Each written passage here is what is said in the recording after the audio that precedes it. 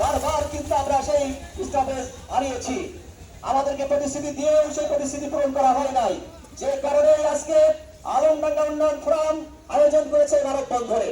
সংগ্রামী উপস্থিতি এই পর্যায়ে বক্তব্য রাখছেন আলমডাঙ্গা উন্নয়ন ফোরাম আয়োজিত আজকে মানববন্ধনের প্রধান অতিথি আলমডাঙ্গা বিআরডিবির নবনির্বাচিত চেয়ারম্যান জননেতা জনাব বিপ্লব হোসেন মাস্টার। জনাব বিপ্লব হোসেন মাস্টার।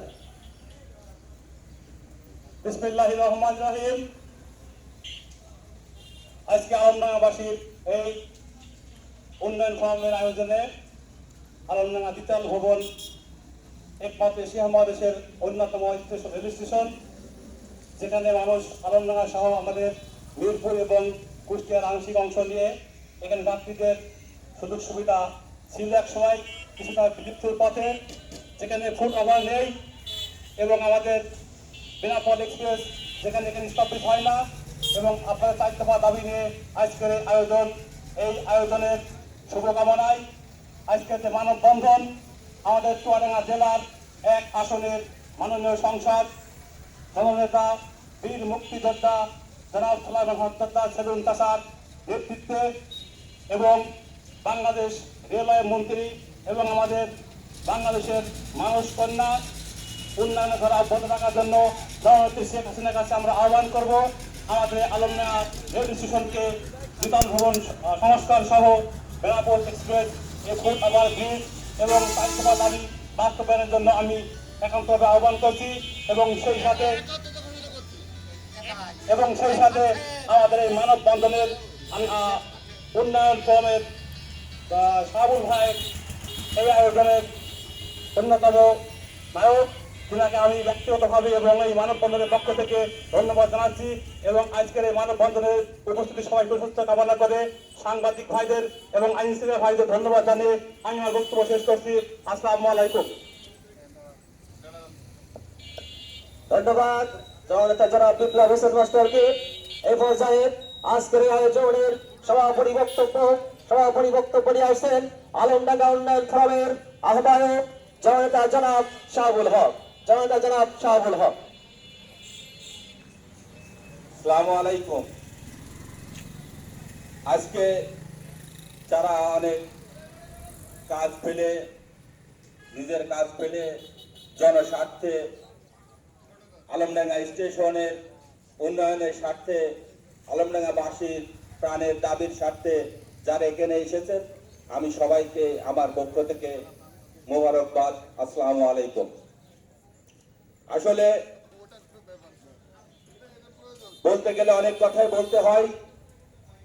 গণপ্রজাতন্ত্রী বাংলাদেশ সরকার বর্তমান রেলওয়ের যে উন্নতি ঘটিয়েছে সেই তুলনায় আমাদের ঐতিহ্যবাহী একটি স্টেশন আলমডাঙ্গা দ্বিতল রেল স্টেশন কোনো উন্নয়ন ঘটেনি।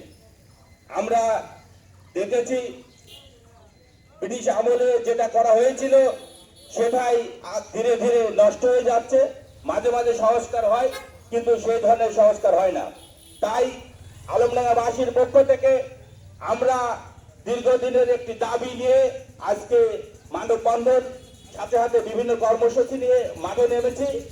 আমাদের প্রথমত দাবি, এখানে বেনাপোল ট্রেন স্টেশন সহ 4টি দাবি নিয়ে আমরা মূলত এই মানববন্ধনে অংশগ্রহণ করেছি। 4টি দাবির ভিতরে প্রধান দাবি হচ্ছে এই আলমডাঙ্গা রেল স্টেশনের পুরাতন ঐতিহ্য যে কারুকাজ আছে সেইটা অক্ষুণ্ণ রেখে আধুনিক বিল্ডিং নির্মাণ স্থাপন, তার মানে আধুনিক বিল্ডিং এখানে নির্মাণ করতে হবে।